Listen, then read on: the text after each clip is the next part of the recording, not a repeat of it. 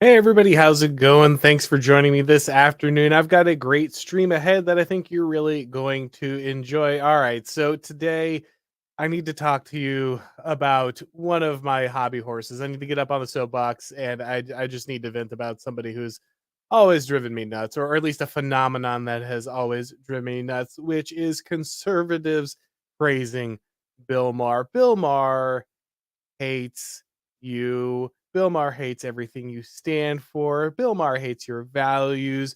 Bill Maher would not spit on you if you were on fire. Bill Maher thinks you are trash. But for some reason, conservatives just can't get themselves enough Bill Maher because you see, Bill Maher tells people the truth. Yes, that's right. Bill Maher, every once in a while, like once every month or two, Bill Maher says something just ever so slightly that is a criticism of the left. Man, over and over and over again, this guy derides the right. He insults conservatives. He talks about how Christians are idiots and fools. He slanders anyone and everyone who's ever disagreed with him politically on the right. However, like once or twice a month, he'll say something like the left have gone too far. The left have gotten crazy. Things are out of control on the left. And man, every conservative outlet and every pundit and everybody just loves to, oh, Bill Maher slamming the left again. Bill Maher bringing the heat. Bill Maher, he says what he really thinks. And man, I am so tired of this song and dance. So today will be my effort to break everybody of this habit of talking about Bill Maher and how amazing he is for speaking the truth to power. Because the truth is that Bill Maher is just not that guy. I'm sorry, but Bill Maher has like incredibly safe, incredibly benign political opinions. Bill Maher is just slightly to the right of whatever the most insane progressive thing is. And that's why he catches the little bit of heat that he does. But at the end of the day, Bill Maher is incredibly safe. He's not dangerous to anybody. There's a reason this guy has a mainstream show on HBO that continues to draw all of the biggest celebrities and all of this stuff. Because at the end of the day, Bill Maher knows which side is really in power. Bill Maher knows who really cuts the checks, who really is buttering his bread, who's really making sure that he has a huge platform, and he knows what side to be on. He might be a little transgressive every once in a while, but at the end of the day, Bill Maher knows exactly how safe he needs to be to continue to collect those checks. Okay. He is not a dangerous person at all. And he's certainly not on your side if you are on the right or if you are a conservative or if you are a Republican.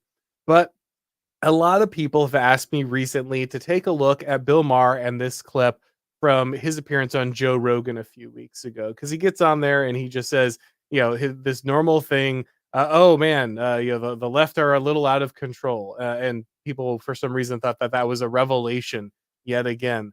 That he spent a few minutes. In this podcast, he spends most of the podcast talking about how insane Donald Trump is, how stupid Republicans are, how crazy the right is, but for like 5 minutes, he noticed that the left is a little kooky, and so everybody was very excited about that. So I had a number of people ask me to take a look at this clip. So I'm going to play a little bit of Bill Maher's conversation with Joe Rogan, and I'm going to pick apart a little bit of what he says here because it's kind of ludicrous. If I said so many of the things that I've said on Club Random, on a podcast, on Real Time, on HBO, they would have had my head. So right off the bat, like Bill Maher knows where the power lies, right? He is very careful, even on his show where he's supposed to be speaking truth of power and he's supposed to be having edgy opinions and he's supposed to be pushing the boundaries. He already knows he can't say most of what he wants to say, even on his own show, right? So here we are, just at the beginning. Bill Maher knows who's in power and he knows who he needs to be very careful of, right? He can say anything he wants about the right and he doesn't have to worry about it. He only has to say, or he only has to be careful about what he says about the left, but he's still going to be on their side on the vast majority of things. None of that is actually going to change any of Bill Maher's positions. He's not actually going to think about what that means if he's on the side of power for the vast majority of issues, if he's complying with power of like major studios and Hollywood executives and all these things. None of that. He's not going to think about what any of the implications of that are. he's just going to complain a little bit that he doesn't have the degree of free speech he used to. Yeah. But somehow, when I say it in the setting of the podcast, in my own home, blowing the pot smoke, somehow it's okay. And I find that very interesting. I think they look at you like a guy who they're worried about because you don't toe the line. They should be. Exactly. You're like a 90s liberal. Oh boy, guys, watch out. Here comes Bill Maher. He doesn't toe the line. He's a dun dun dun 90s liberal. Oh man, if we could just get some more 90s liberals, that's who the establishment is really worried about. 90s liberals, the guys who were on top and controlled everything 30 years ago, who shaped the opinions of everyone who is now in power, the people who enabled the social conditions that have now generated where we are. Oh, yeah, 90s liberals, guys. That's who everyone's really, really worried about. And this is kind of the level of delusion at work here. I'll be honest. I know a lot of people, Joe Rogan, they don't like him, but I like Joe Rogan in general. He just seems like a fun guy. He seems like a guy who's just would be really cool to hang out with. Just very personable. I don't agree with Joe Rogan on a lot of stuff. I'm certainly don't think he's as brave a voice as some people have made him out to be, or at least he certainly isn't now after some run-ins with the wrong people. But at the very least, he seems like a guy that's kind of fun to hang out with, right? However, Joe Rogan's understanding of what is dangerous is just cartoonish, right? And this is the real problem. This is the problem that these guys always run into, because Joe Rogan was officially part of the IDW, so I can certainly connect him there to whatever extent that still is supposed to exist. And Bill Maher is certainly in that same wheelhouse, right? He's a 90s liberal. He's one of these guys who thought that civilization peaked in the 1990s, and that history was over, and that the world was just going to continue in this amazing state forever. He's one of these people, right? He's adjacent to this line of thought. And so for both of these guys, the 90s was just supposed to continue on forever. They didn't understand that the 90s was not some kind of isolated event that occurred at the end of history, and that therefore like nothing would happen after it. There'd be no context. They didn't understand that the 90s was actually just part of a progression in a particular direction. And so yes, you got a certain amount of free speech in the 90s, a certain amount of removal of restrictions. The restrictions of tradition and the right had been almost completely removed, and the restrictions that the left would impose had not come into their full shape and form at that time. And so it's often idealized as kind of this moment of freedom, this moment of kind of libertarian opportunity, where things would flourish forever. But of course, that wasn't the case. The problem that these leftists have, and they are leftists at the end of the day, the problem that these guys have is they don't have any understanding of the connective tissue. They don't understand that they were on the slippery slope. They made a living making fun of not heeding the warnings, of mocking the people who warned them of what would happen when certain restrictions, when certain social structures, when certain barriers and traditions and folkways were removed from the general public. These guys made a living mocking all the people who told them that, hey, you start breaking down what marriage means, you start breaking down what the family means, if you start destroying the relationship of men and women and their places in society, if you start messing with this stuff that has been core to kind of human organization throughout most of history, if you start breaking this stuff down, it will inevitably have really dangerous effects. Like, this stuff is connected to other things. You can't just pull out, this isn't Jenga where you just pull out the pieces that you want to pull out and maybe the tower will still continue to hold. No, you are knocking out foundational pieces of human organization. Those things were there for a reason. It's not just that everybody before you happened to be terrible, racist, bigoted, sexist, homophobes, whatever. Like, that is not actually, like, this is the construction of 90s liberals, that everyone before us was just this deeply intolerant, ignorant force. And here we are, we have arrived at this point in civilization, and we, through our enlightenment and our intelligence and our tolerance and our social changes, have just we fixed all of the problems of human relations, and we are the best generation, and all humans after us will just be patterned on our incredibly tolerant and open society. Yeah, this is kind of the delusion that guys like this are still living in. They're still kind of under this delusion that once they assembled society in this particular way, once they have knocked out all of the restrictions they don't like, that society would just continue. Perpetual motion of civilization would just continue on in this very specific way. But of course, it didn't. And that has them completely baffled, right? And they think that the most dangerous thing that someone could face is a 90s liberal. But of course, that's not true at all. 90s liberals enabled all of this. 90s liberals brought this on. They destroyed all of the barriers, all of the boundaries, all of the social organization, all of the taboos that kept this stuff at bay. The main thing is that these guys thought that once those things were destroyed, you would just continue, society would move on and would just be super tolerant and open forever. But of course, that's not how humans behave.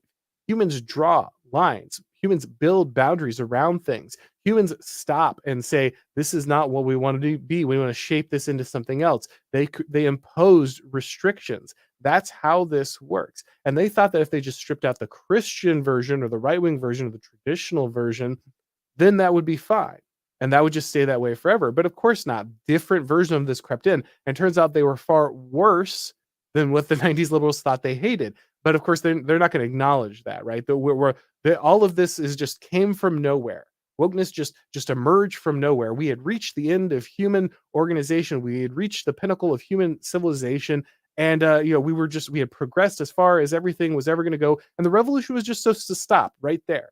But of course, the revolution doesn't stop. The revolution will continue, and it will come for the things that guys like Bill Maher and Joe Rogan valued. And that's when they finally got angry. They can't draw any connection, because if they drew the connections, right? If they drew the connections between what they destroyed and what they got now, that would have implications for how they live their life. That would have implications for the mission that they set themselves on. That would have implications for the values that they held. And they don't want to challenge any of those things. They just want to point and sputter and be, "Ooh, the left has gone too far." But watch out, here come the 90s liberals to save civilization. You're like liberals back when they were more reasonable, before they became leftists. And now every liberal kind of has to be a leftist. It's not. So again, there's this weird game that happens about what the word liberal means. And part of it is, of course, the fact that we, especially in the United States, used liberal to mean a progressive left person. That's why I tend to use progressivism instead, because I think that's a better understanding of kind of what that delineation might be. But if we had somebody who was beyond a moderate kind of Democrat, we called them a liberal, right? And because of that, we have this confusion between liberalism in the American style of more radical leftist politics and liberalism as in a classical liberal. Many people who think of themselves as centrists, moderately left, even moderately right, call themselves classically liberal because they're thinking of the classical liberal tradition of politics throughout history, reaching back to the Enlightenment. It's weird to know. It's hard to know what Rogan means here. Does he mean classical liberal? Because yeah, you could say somebody who isn't a classical liberal, or somebody who is a classical liberal isn't a leftist. That would be a reasonable thing. It is a left ideology. It is heading that way. But I could see how you could say that that person is a radical leftist. You could be a much more moderate version of that. However, if he means liberal in the sense of a Democrat, well, yeah, no, they were always leftists. And more importantly, Bill Maher has always been a leftist. Bill Maher has always been a radical leftist. Bill Maher was always about attacking religion, about getting rid of drug laws, about legalizing prostitution, about doing basically all the the bug man vice things, legalizing all this stuff. He was always on the edge of this. Okay. So the idea that he was not a radical leftist is ridiculous. No, I'm sorry. Bill Maher was always very firmly on the left. He was never a centrist. He was never a moderate. He was. I'm sorry. This is just not true. He was not some blue dog Democrat. Bill Maher was very radically left wing, especially on social issues. He always was. So this idea that he was a liberal and that was fine, and then the radical leftists came around. No, you're just redefining radical. Okay. When you were a leftist, what you were was radical. You were on the edge of dismantling the family, dismantling values, dismantling religion, dismantling taboos about drug use and sexuality and all these things. You were on the bleeding edge of that. What happened is that the revolution went to the next step and you stayed where you were because you thought your battles were won, right? You got the legalizations you wanted, you got the destruction you wanted. And so you thought you had gotten your victory and there was no reason to move any further. But you were radical in your day. So the problem with these people is so often that they just fell off the tip of the spear and they're angry about it. This is why you get the Barry Weisses. This is why you get the James Lindsays. This is why you get to some extent guys like Local Distance, because they thought the revolution was only supposed to go to this point and no further. And so if we could just roll everything back to the 90s, if we could just bring back that 90s liberalism, that IDW golden age, everything would be fine. But the truth is that these guys were busy about the work of dismantling our civilization as it was. They were on board with getting rid of all of this stuff. And they're only angry now that things went too far. But their definition of guys like Bill Maher as some kind of moderate liberal as opposed to leftist, whatever those terms are meaning now, is just foolish. It's like if you want to be on the team, you got to subscribe to the most fringe ideas that the team is promoting. And I get in trouble with that too. It's just, and yeah, okay, yeah, of course this is true. And to the credit of both these guys, they do not promote the most fringe ideology. But of course this is true, right? And these guys would have made fun of anybody who wasn't as radical as they were. Sorry, excuse me. They would have made fun as anybody who wasn't as radical as they were when they were on the edge of the spear. These guys were totally, again, about just destroying people who didn't agree with them during their time. Probably Bill Maher more than Rogan. I shouldn't speak as aggressively about Rogan in that time because I don't really know where he, if and when he kind of really became more of a political animal. I'm more familiar with Bill Maher because he's always kind of been that way. A lot of his comedy has always been political. He's always had like political shows and that kind of thing. But speaking, I guess, just about Bill Maher here, he's always been like this, okay? And the only difference is that he fell off the tip of the sphere. So he was fine with attacking people, destroying people, who weren't as radical as he was. That's not some weird new thing that just came about. It just wasn't aimed at him. And that's really his only problem. I shouldn't be the target of this. I'm one of the good guys. Come on. I was pushing against the right with you guys this whole time. Why are you angry at me now? And that's why it's always hard for these guys to really ever embrace a home on the right. This is why they always complain, because they're just temporarily embarrassed liberals.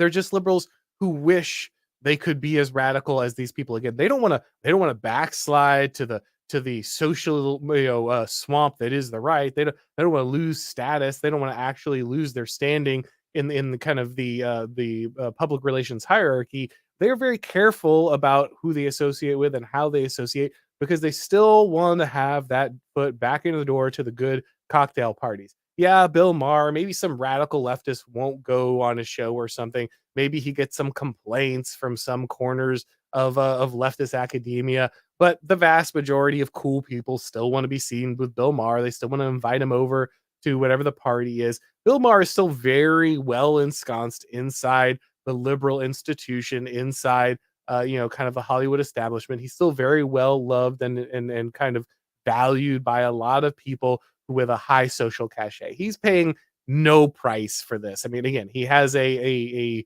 very well publicized show on a major network. Like he is not really risking anything here. He's just getting a very minor amount of blowback. And the thing is, this gives him just the right amount of street cred, right?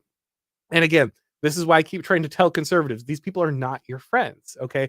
That pushback is well considered.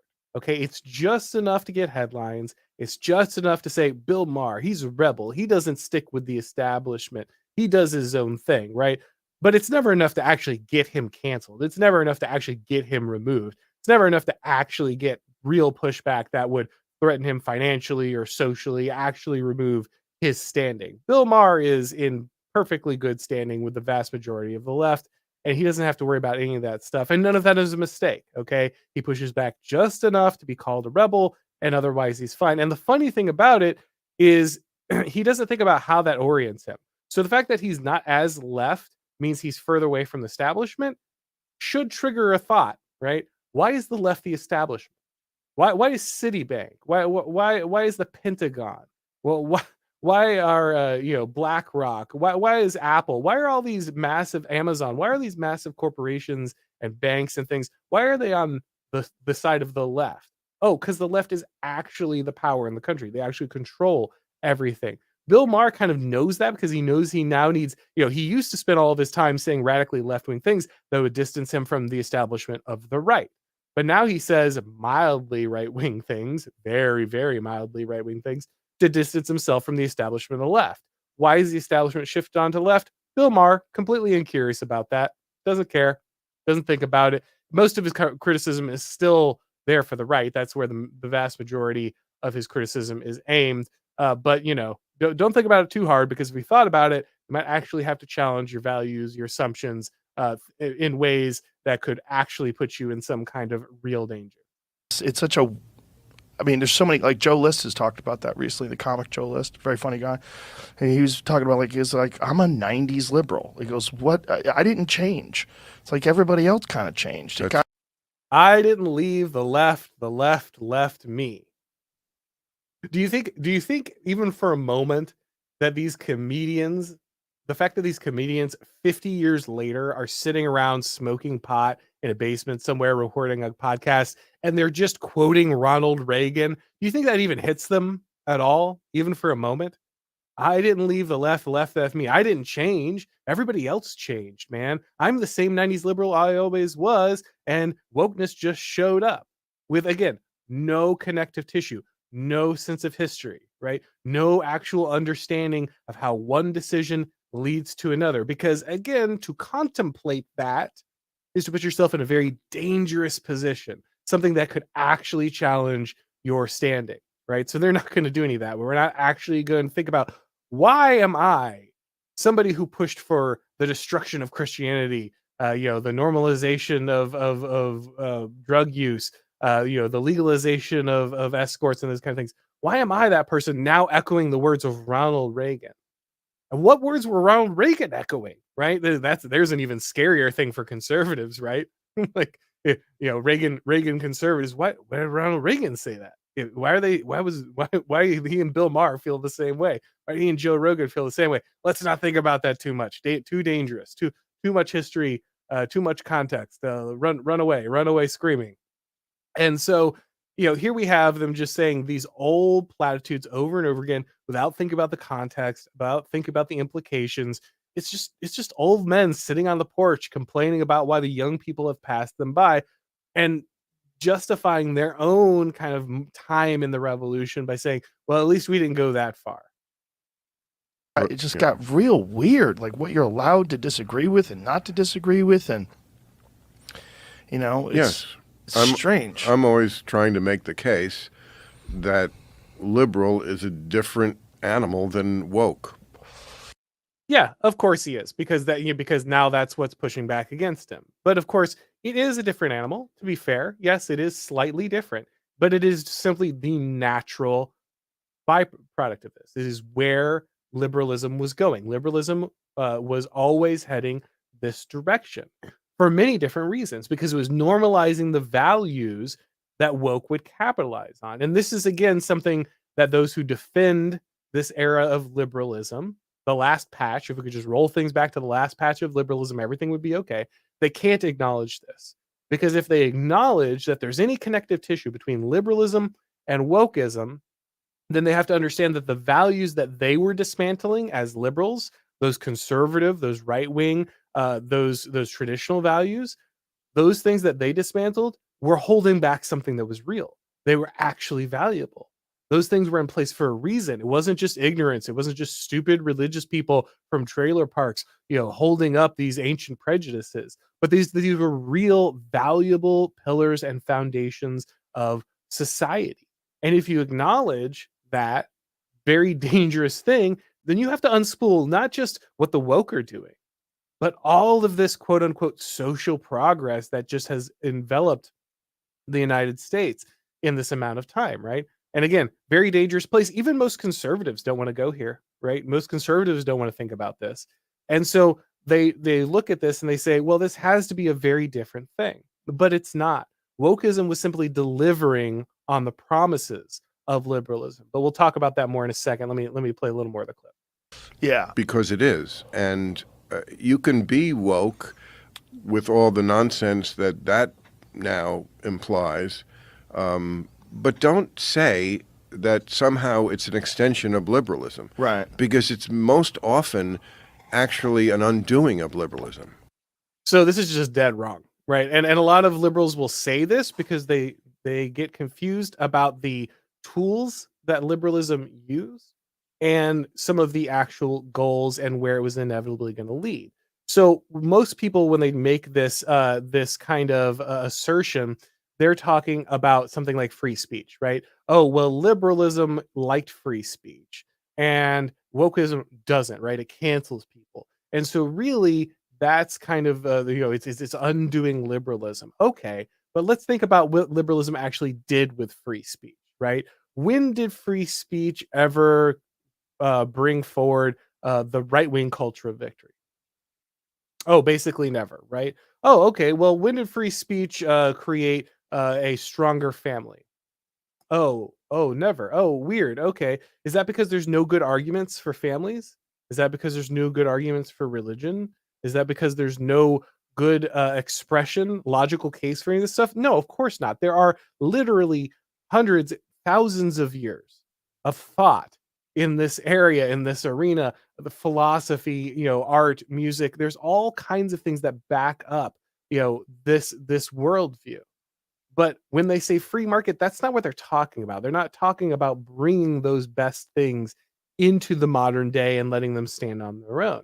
Instead, what was done with this idea was we will dismantle all of this stuff, right? The point of this was to dismantle all of this stuff. It was to bring about the destruction of the old order, the old hierarchy, the old norms, the old traditions. And that's what was done with the vast majority of this liberalism. And now they're surprised that wokeism is coming in and dissolving all of the norms that they love, right? But of course it would. Why wouldn't it? You use these tools to dissolve everything that came before you, and now wokeism is using many of what those tools that you loved, and they're destroying them in their move further on in the revolution. So of course this happened. And again, a lot of this is wokeism delivering on many of the promises that liberalism made but couldn't keep. Liberalism told people eventually we're just going to reach equality, right? We're just going to reach equality. Except we kept doing all of these things that were supposed to break down all of this, right? They were supposed to break down all of these barriers. We're supposed to remove all of these problems. And instead, we never seem to get to this equality. We never seem to get to this promised moment, right? Well, why is that? Well, we'll talk about that more in a moment. Let's go ahead and hear them talk a little more about equality. So you can have your points of view and your positions on these things, but don't try to piggyback on what I've always believed. I have always believed, as liberals do, for example, in a color-blind society, that the goal is to not see race at all anywhere for any reason. Yeah. Okay, so to be really clear, this was not Bill Maher's goal. It never was. It was never the goal of any of these liberals. Okay.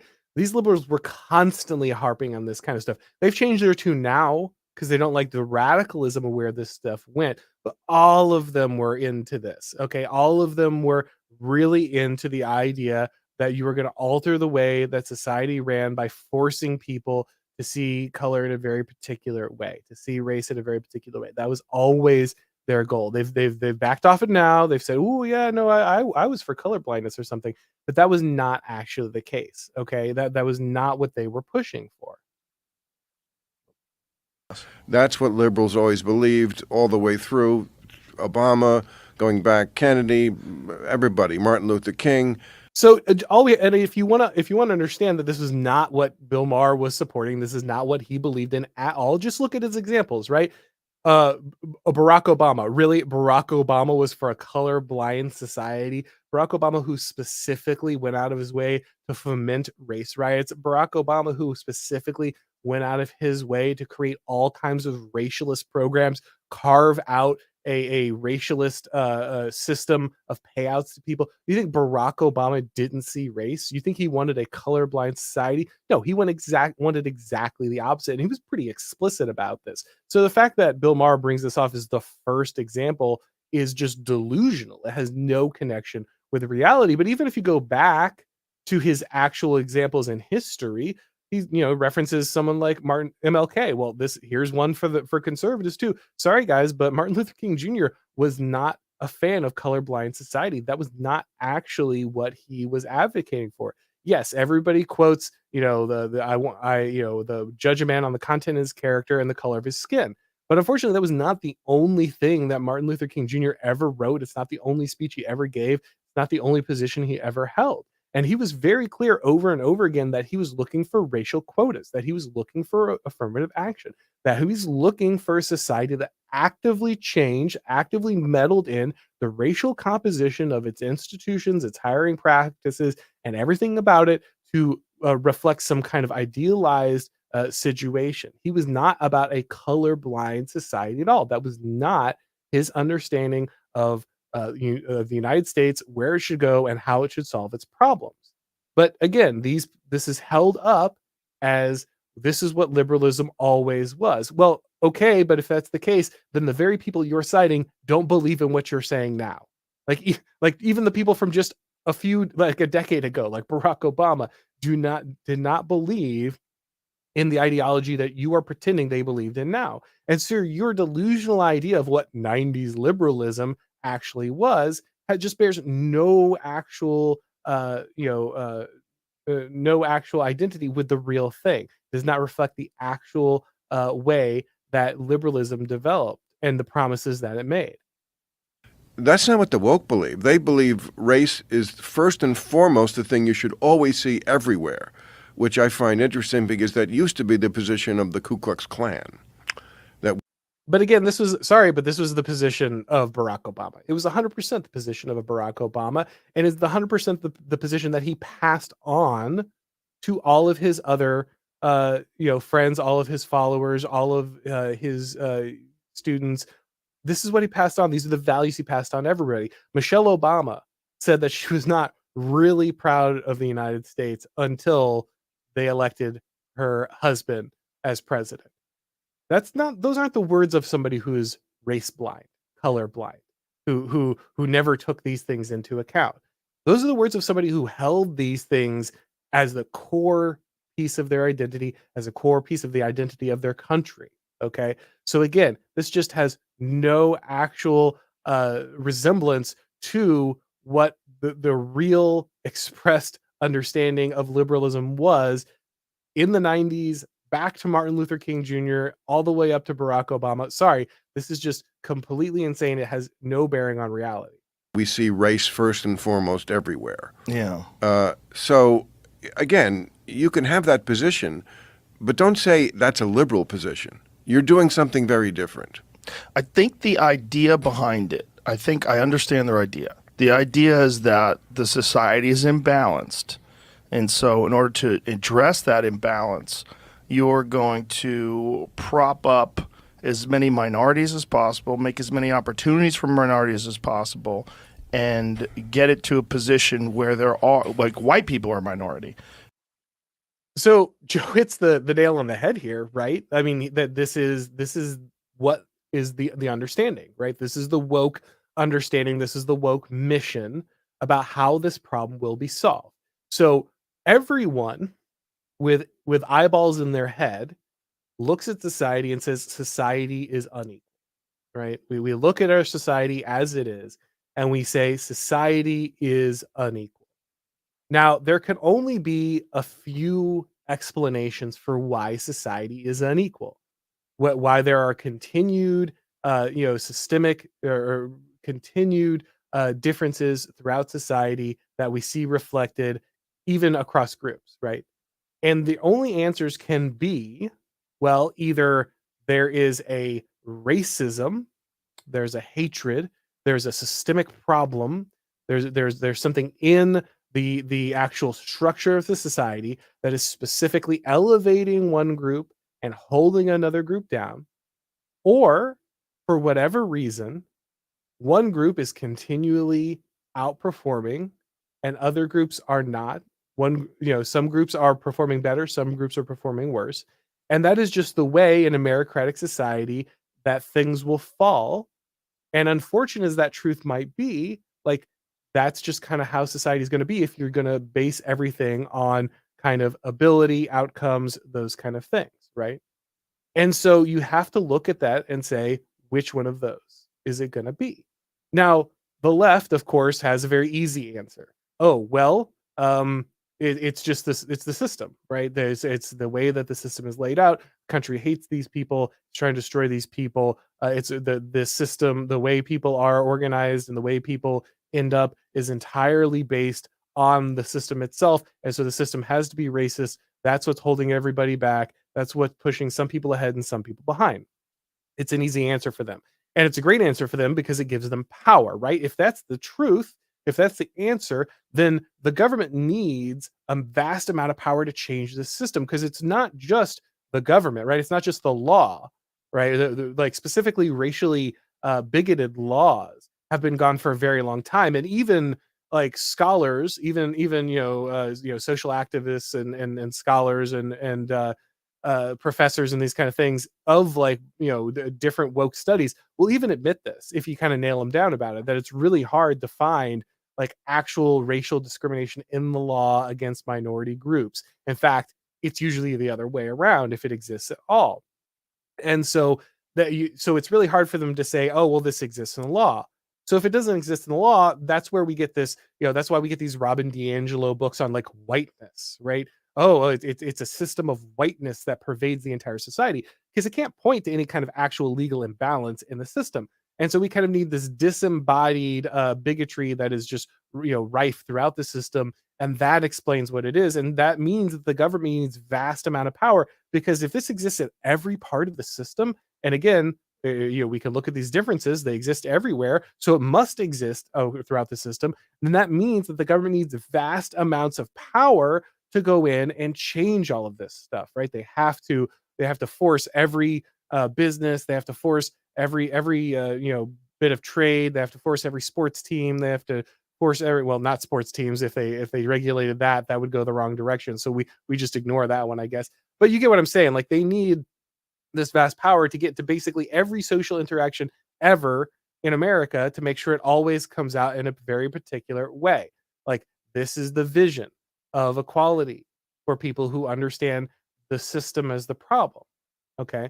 But if it's not that, well, then you get into a lot thornier issues, right? Because there's a really good argument, and I think a very fair argument to be said, that of course there are decades and really hundreds of years of oppression that did come at some level, varying levels throughout history, that made it difficult for many different people to build generational wealth, to get education, to own property and kind of advance in society. And you can say, okay, well, those structures are gone now, right? We got rid of those structures now, but the after effects of them are going to exist for X amount of time.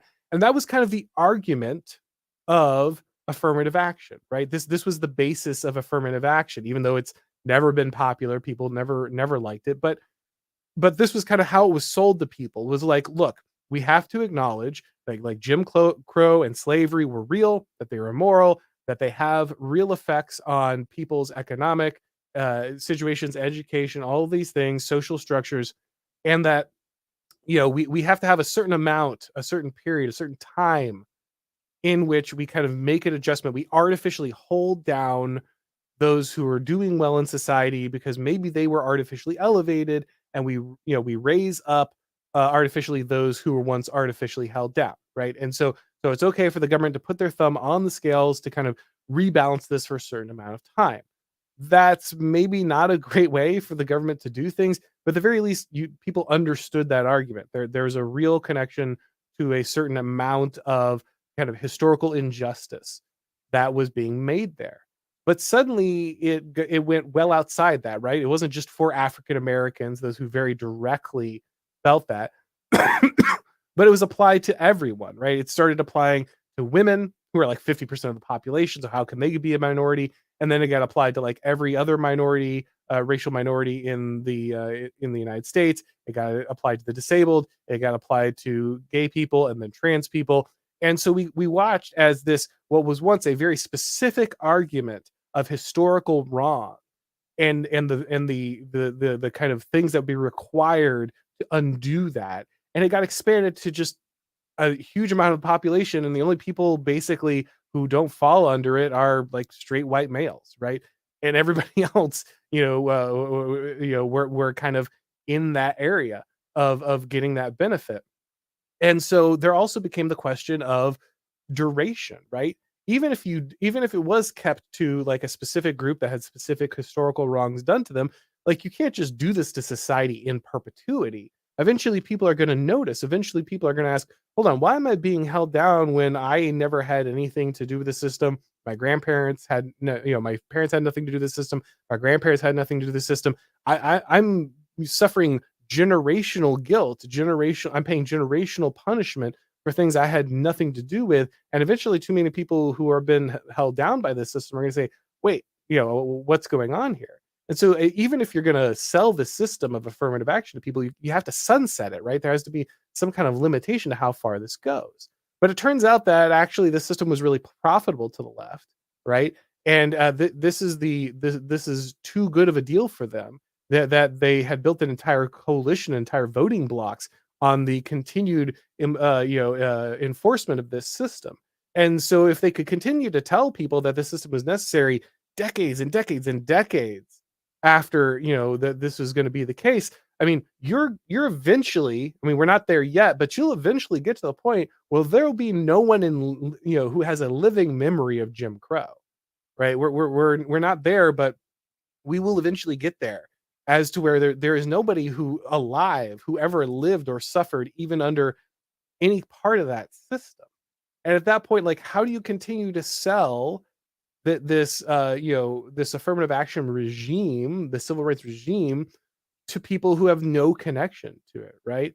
And this is especially going to be true of like new people coming in, right? How are they going to be connected to this? But the point is that Joe Rogan is right about like what their idea is. Well, the system was unequal, and so we have to like just hold people down forever. We have to we'll make white people a minority, and that will make it fair. That'll be okay, right? And then everything will be fine. But that won't make it fair. It will be okay. It'll be fine. Like there will be a new reason why the government needs to have this power. There'll be a new reason why the revolution has to continue. There'll be a new enemy for the coalition to kind of aim at, right? They'll just scapegoat white people when they're a minority, just like they did when they're a majority. The arguments seem flimsy, but they seem flimsy now, right? And so like they're never going to be able to really look at kind of the understanding of what happened here. They're never going to be honest about what happened here, because again, that would require connecting the dots. That would require looking at, okay, maybe we're just never going to get to this perfect equality, because that's just not how societies function. That's not how humans are. And maybe the liberal revolution that destroyed all of these other parts of society in the name of liberation to get us here, we're always going to set us up for kind of the woke stuff, because the woke stuff isn't just racial, right? It's gender, it's trans ideology. Like it's not just the racial stuff. Like they are doing terrible things to children because of this ideology. And that's not the racial stuff. That's tied to the liberation from gender. That's tied to liberation from from marriage. That's tied for liberation of kind of the understanding of the male and the female and their traditional relationship. That's where that stuff comes from. And you broke down all of those barriers, and you don't have a problem there, right? Like where you're not talking about that.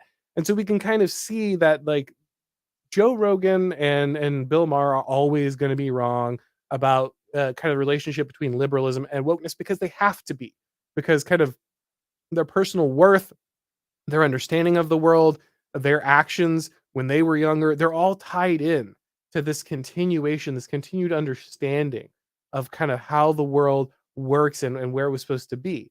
And if they actually look back and say, oh, well, maybe destroying religion was a problem.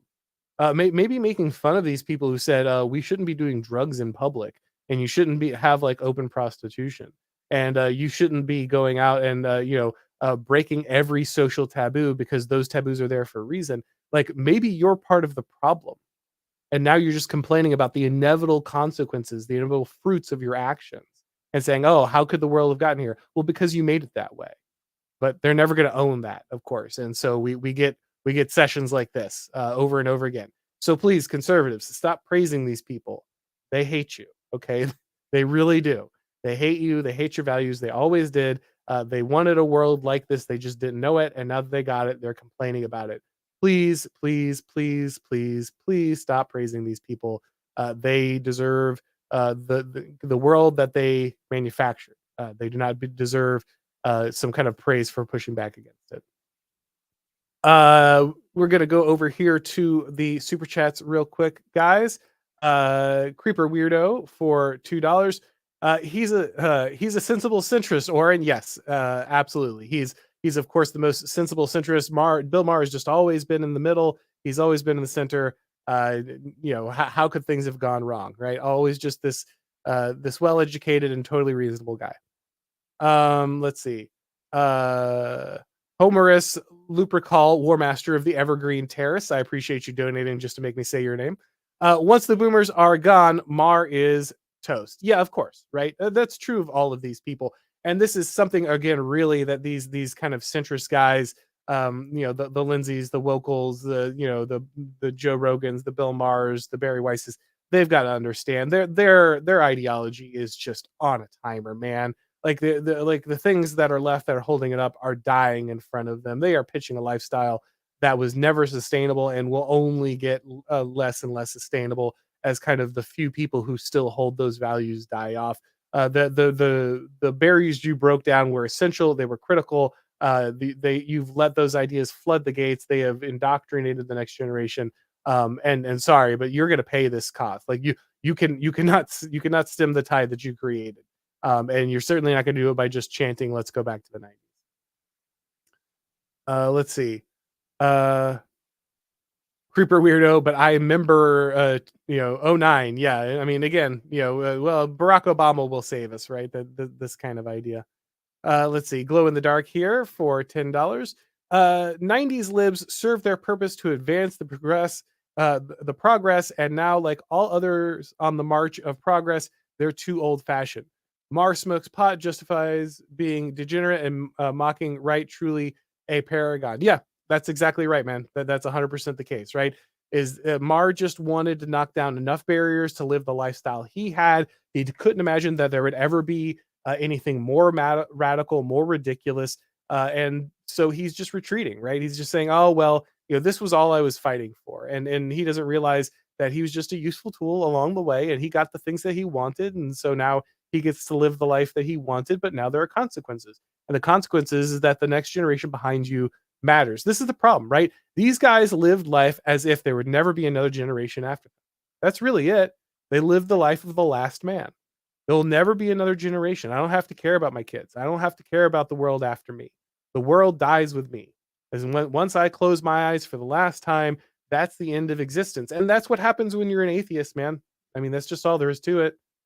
There are good atheists out there. There are good people who are atheists out there. But in general, the worldview is just nihilistic. But you cannot sustain a belief in the need to like cultivate society and virtue when you don't believe in the things that would give virtue, and you don't believe in the values that are perpetuated once you're gone. And that's all there is to it. Mar is a product of his own worldview. How could he be anything else? He cannot envision a world beyond him, and he cannot envision a world in which he had to pull some civilizational maintenance. Look, man, if you got a rental car, drive it till it breaks, right? Who cares? It's not yours. You hand it in a week. But if you have to hand that car down to your kid, it's going to be your kid's first car. It's going to be the one that if he gets in a wreck, protects him and keeps him from dying. Well, man, you better change the oil. You better make sure that everything works. You better make sure those brakes are in good shape, because that's your kid who's going to be driving that car. All of a sudden, your legacy matters. You got to pull maintenance on it. You can't just break it and do whatever you want with it because it's going to be handed to somebody who matters. Homerus again here for $4.99. Thank you very much. Don't forget, Maher made fun of Christianity forever, and now he's left aghast with a new destructive religion took its place. Yeah, again, just so many of these people were in complete denial about human nature and how people worked. They said, "Oh, this religion is just this leftover adaptation. It's just this, it's this vestigial tale that needs to wither away and drop off and die. It has no value, for advanced and modern people." And actually, it turns out that everybody's religious. It's core to their identity. This is why why Dawkins got pwned is probably Curtis Yarvin's greatest essay, because it explains exactly this phenomenon of these people who thought that they had just evolved beyond this human need for meaning and truth and religion. And wow, looks like it came blaring through the door, and it came back in a way that was far more dangerous than the thing that you got rid of. Glow in the Dark here again for $10. Thank you very much.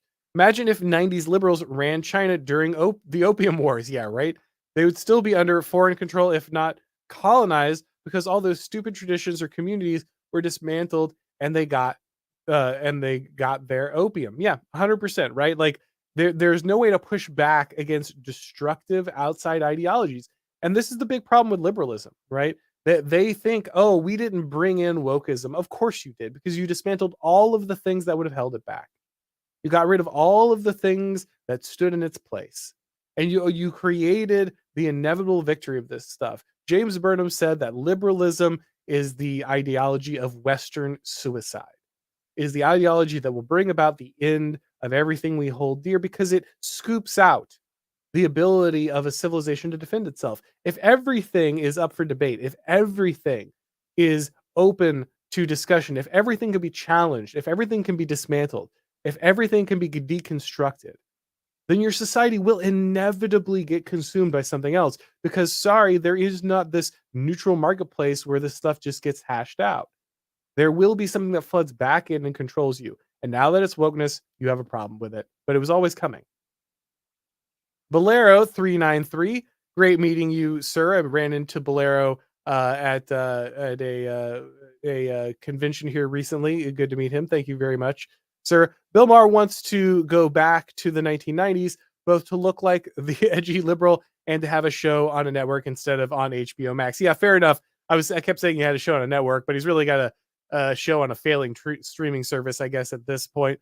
But yeah, that's exactly right. Bill Maher kind of wants to go back to the glory days. Again, all of these guys, thought of the 90s as the glory days. I mean, I'm a child of the 90s, guys. I have very, warm, nostalgic feelings about the 90s. I totally get it. I loved Teenage Mutant Ninja Turtles and playing Double Dragon when I was a kid and stuff like that. But that's all consumerist stuff, right? That's not really actually something of value.